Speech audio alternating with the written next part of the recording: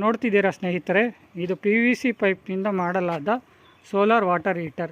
So ಇದು ಎಲ್ಲ ಸಹ PVC ಪೈಪ್ನಿಂದ ಮಾಡಿರತಕ್ಕದ್ದು. ಮತ್ತು ಇದರಲ್ಲಿ ವಿಶೇಷತೆ ಏನೆಂದರೆ, ನಿಮ್ಮ ಬಿಸಿಲಿಗೆ ನೀವು ಇದು ನೀರು ಕಾಯ್ದು ನಿಮ್ಮ ಮನೆ ಒಳಗಡೆ ಹಾಟ್ ವಾಟರ್ ಗೀಸರ್ ಇದ್ದರೆ ಅದಕ್ಕೆ ಕನೆಕ್ಷನ್ ಕೊಟ್ಟರೆ ಅಲ್ಲಿ ಹೋಗಿ ಸ್ಟಾಕ್ ಆಗ್ತದೆ.